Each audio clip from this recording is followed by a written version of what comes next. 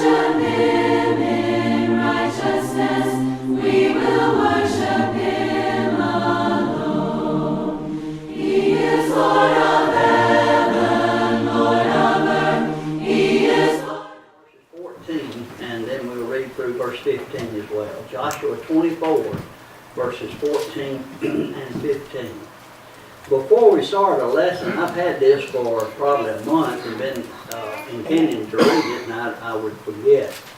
But here's a study. The average American now complains more in a week than people living through the Black Plague did in their entire lives. And I'm sure that's true. U.S. Demonstrating just how bad modern life has gotten. Surveys now show that the average American today complains more in a week than people during the Black Plague. There's just so much more wrong now, said Karen Maxwell, a college student. Things were just much simpler during the Black Death. All they had to deal with was squalor, starvation, and the constant threat of disease. Nowadays, we have microaggressions. I don't even know what that is. Student debt, gluten, unequal pay for women, GMOS, I don't know what that is. Problematic things like Scarlett Johansson playing a transgender man. The list just goes on and on. So it's no wonder we complain more. It just makes sense, she added, before going back to using her smartphone, a device that would have seemed like dark magic to people living 100 years ago. Studies back up Maxwell, as there are records recorded only a handful of common complaints from the 14th century, such as large boils, lack of food, and everyone dying. In the present day, though, there are thousands of things people complain about daily. Poor cell service, traffic jams, unripe avocados, obesity, favorite TV shows being canceled, problems no one 600 years ago had to deal with at all. That's kind of silly, isn't it? But unfortunately, it's pretty much true at the same time, isn't it? That we can find more to complain about in 5 minutes than people did during the plague. And that just shouldn't be so. We need to live more happy and content lives. Joshua chapter 24, verses 14 and 15. Joshua is ending right at the end of his 110-year life. He's trying to encourage Israel. They've come into the promised land that God promised them way back in Abraham's time. He knows he's about to die, and he's trying to encourage them to stay faithful to the God of heaven and to give up everything but God himself. So he says these words, "Now therefore, fear the Lord, serve him in sincerity and in truth." That sounds like John 4:24, doesn't it? "And put away the gods of which your father served on the other side of the river and in Egypt. Serve the Lord. And if it seems evil to you to serve the Lord, choose for yourself this day whom you will serve, whether the gods which your father served that were on the side of the river, or on the other side of the river, or the gods of the Amorites in whose land you now dwell. But as for me and my house, we will serve the Lord." He talks about a lot of choices there, but actually in these two verses, God through Joshua is telling the nation of Israel there is but no choice but to choose. Every one of us this day, just like in Joshua's day, we've got to choose. Joshua said, choose for yourself. I want to look at these four choices and see if maybe the choices that they had, aren't they kind of similar to the choices that we have. And when Joshua was talking about serving various gods, we need to keep in mind the fact that really none of these gods are real. There's only one God, and that's the Lord Jehovah God in heaven. But yet you and I make up gods that we serve. So I want us to look at these four choices and think about the choices that we sometimes make. And I want us to realize, too, to start with, that the Bible over and over, and I tried about a month ago to bring a lesson to emphasize this, and that is that God is a jealous God. That's one of the first things He said when He gave the Ten Commandments. Thou shalt have no other God before me. And the reason is, God loves us. He states that. He states it over and over and over. We read this morning in Deuteronomy, the 7th chapter, starting in verse 6, down through verse 10, things that Moses told Israel right before his death. And that is, Moses told the children of Israel, God has chosen you as a special nation. Not because you are a nation with a lot of people in it, or anything that you had done, simply because I love you. I've chosen you, and I'm going to make you a great nation. So please think about these choices and see if in some way we have to make choices like they did back then, and just how similar our choices need to be. Are. First of all, he said there in verse 14 about choosing the God of their fathers. And we might add their mothers. Too many times in the world that you and I live in, people follow the religion of their parents. They never question what they do. They never question what they believe. They simply follow in the footsteps of their fathers. You see, this is what, in a large part, that a lot of people in Israel would actually begin to do. And that is, they would simply follow the gods of their fathers. We raise our children in a system of faith that we believe in. You know, we might not want to admit that, but that's exactly what we do. Our children tend to follow what they're exposed to, just like all of us do. We start a child out when they're about the size of Rebecca back there, or sometimes smaller. We get them ready, and wherever we go, whatever God we are following, whatever religion we're following, that child goes right along because it doesn't have any choice in the matter. But then later on, they get older, same thing, it just continues to happen on and on and on. We have that tendency, of course, and sometimes, for at least for a while, we can't help that. But as we get older, we need to think about it. You know, one of the basic premises to the way we live our life and how we determine our thought, determine what we do, is by our thoughts. You know, what we think about. Our thoughts then are determined by what we're exposed to. You know, the things that we're around something enough, we begin to think about that. We begin to let the things that are around us start molding our life and making our thought processes be along the same lines as those things. If our mother and our fathers thought a certain way about something, a certain way about what the Bible said, and a certain way about worship, then as children, we begin to think the same way. But you see, God told Israel that you had to choose between Him and the God of their fathers. And that tells you automatically they were not the same thing. And again, I want to emphasize that Joshua said, choose for yourself. You know, you have to get to a point in your life that it doesn't make any difference what mom and daddy believe. If mom and daddy was right, fine. If the Bible taught that, if it teaches that, then that's great. You keep on in it. But the thing you need to do is check it out to see. And don't just blindly follow your parents. in the things that they believe and in the things that they do.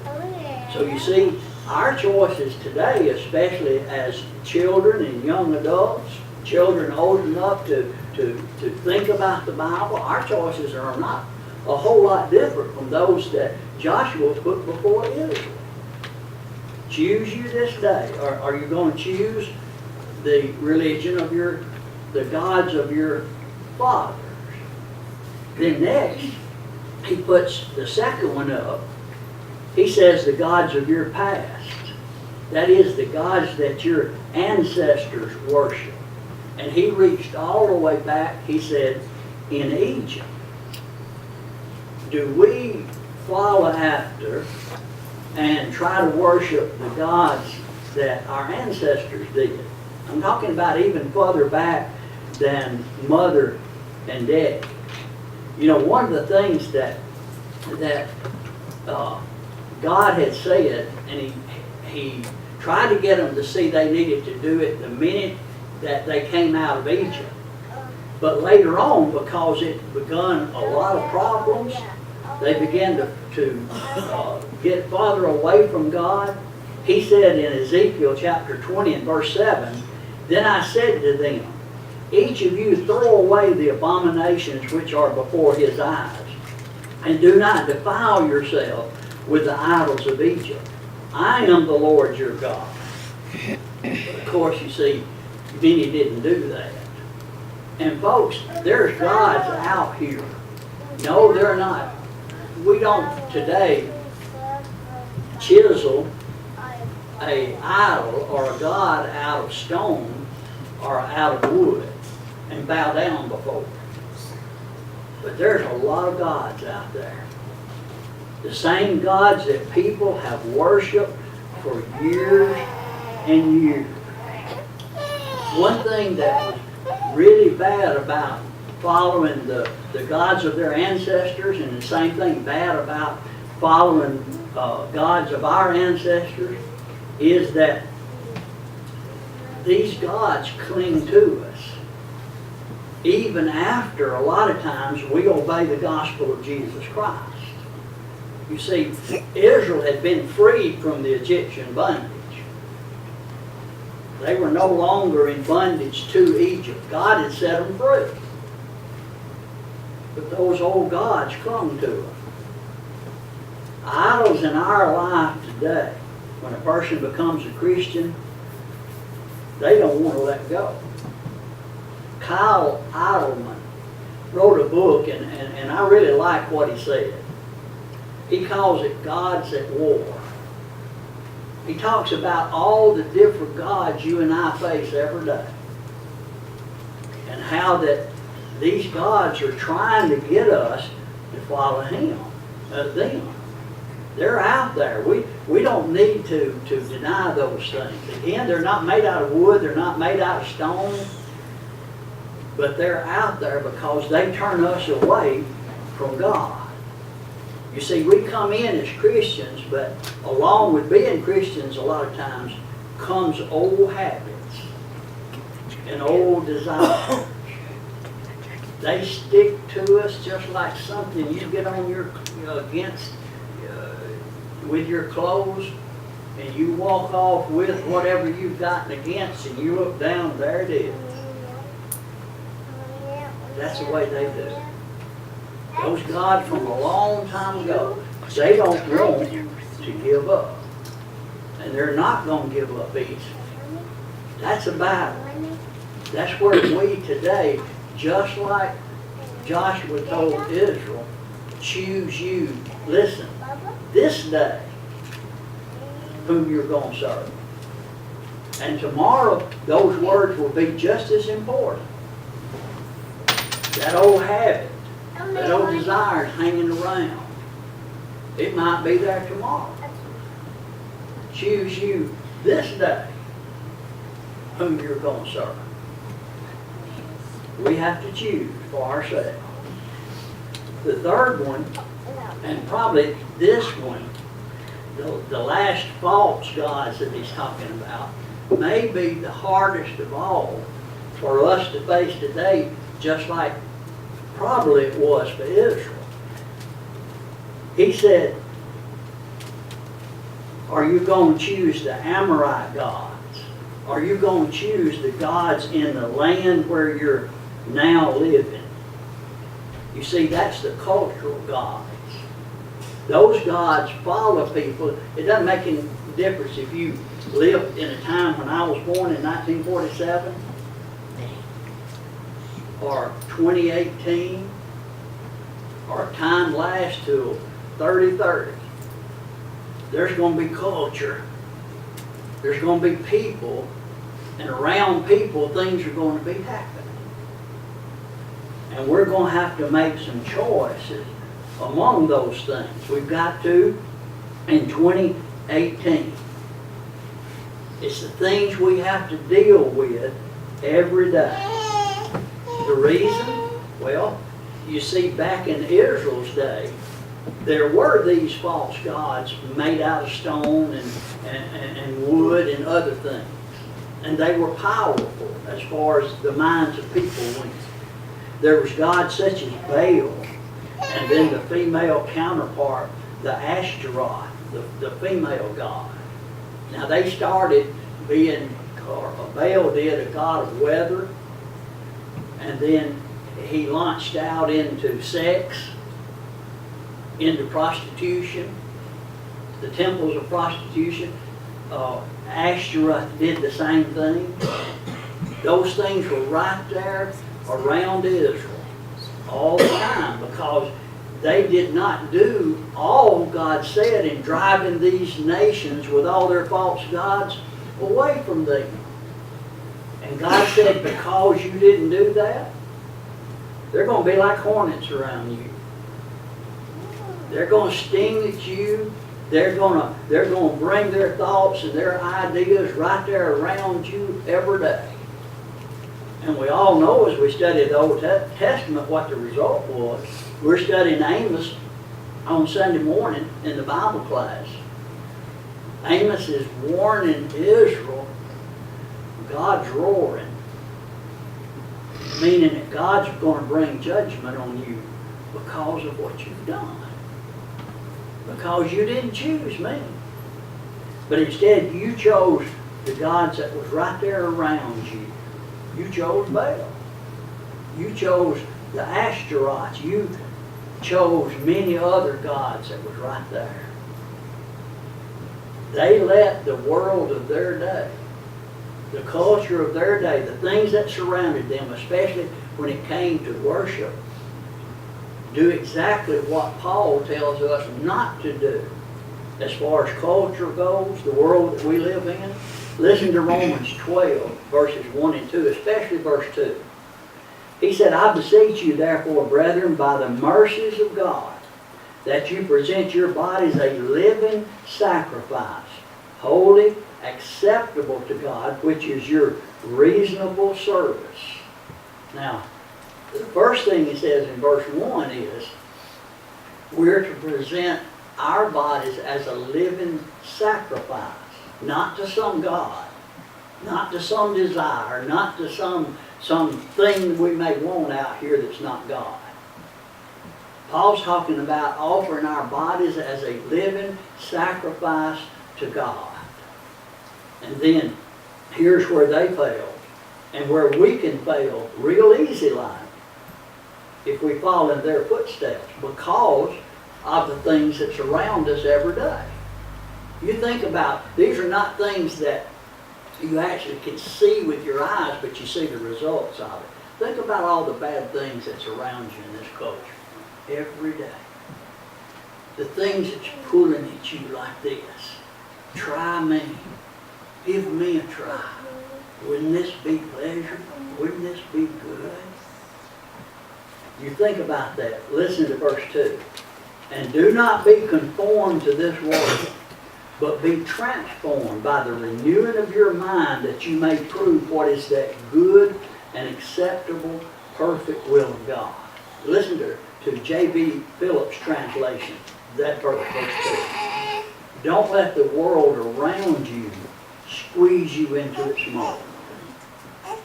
You see, if we'll do that, if we'll not let the world, the culture, the world around us influence us, then we won't be squeezed into a mold that looks like the rest of the world. But our mold, what we look like, is what God wants us to look like. And that's His Son that died for us there on Calvary. So again, you see, those first three choices He gave, they're not a lot different from ours. The setting's different, the time's different, the gods may be a little bit different. But there were gods back then, there's gods today. There's idols out here today. We have to choose who we're going to follow. The fourth one, of course, that He gave was God Himself. Joshua said, as for me and my house, we'll choose the Lord. And again, folks, this is really the only choice that there is. The only choice that we have. Because God's the only real God. Now, there may have been a manifestation in Joshua's day of Baal and the Ashtaroths. In our minds, we may make some material thing today be our God. But really, they don't exist. There's only one choice that we can ever make and be right and be good and choose to have a good life here and go to heaven one day, and that's God Himself. These other things out here are like a mirage. I read westerns a lot of times, and these cowboys and wagon trains are crossing the desert. And they hadn't had any water in 3 days. But one of them looks out, way out there in the desert, and there's a big old beautiful blue lake filled with the freshest water that coolest water anybody want to drink. And before anybody can talk them out of it, they tear out. And they go. And they go. And that lake just gets a little farther, and a little farther, and a little farther. And eventually, the people that didn't follow the mirage, they find them laying out there in the desert, dead. Because that thing wouldn't move. That beautiful blue lake just simply was right here. And then what they thought they saw. Didn't have any substance. Wasn't anything to it. And all it did was lead them to the dead. That's why we need to realize the other choices we have, the other gods we have, really don't exist. They're only there to lead you astray. To lead you off to that day when finally you die, separated from God and from His love. Now, as we end the lesson, I want you to think about the first 13 verses. I didn't read that.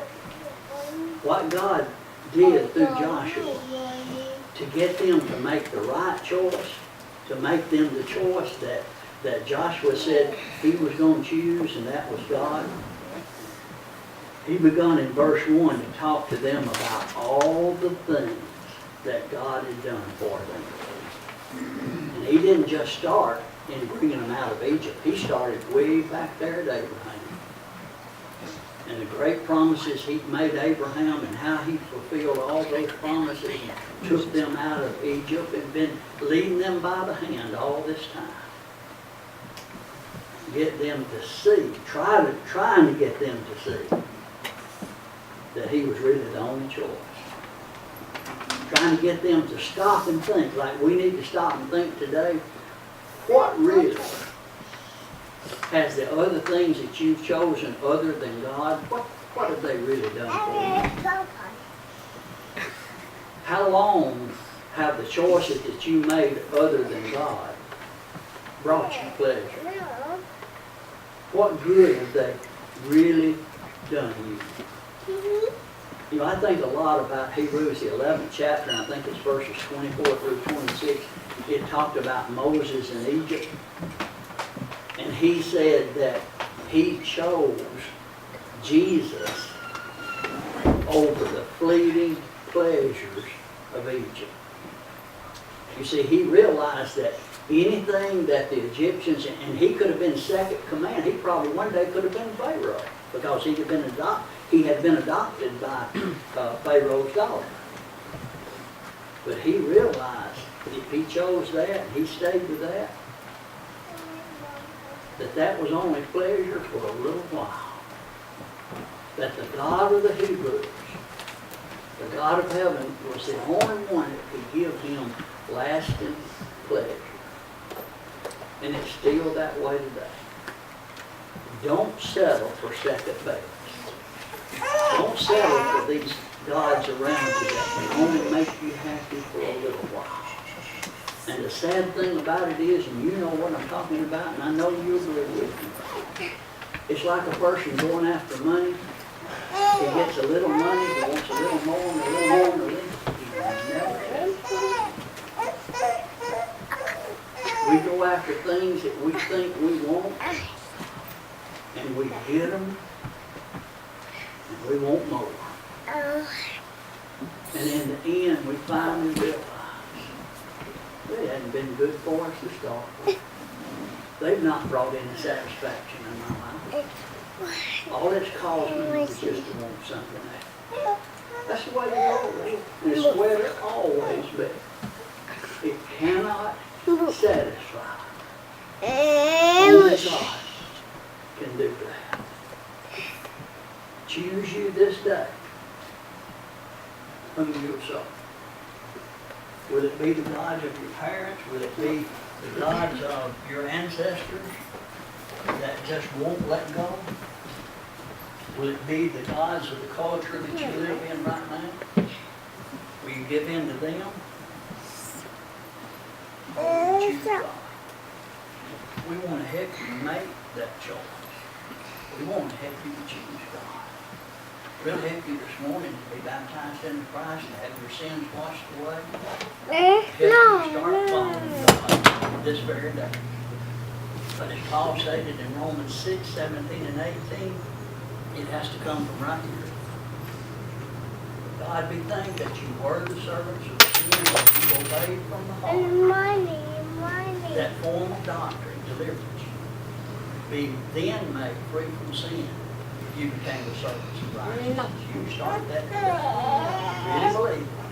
If you know you've got to turn from your sins and repent, if you're not ashamed of Jesus Christ as God's Son, and you're willing to tell these people, and if you will be baptized, to have your sins washed away, that He can add you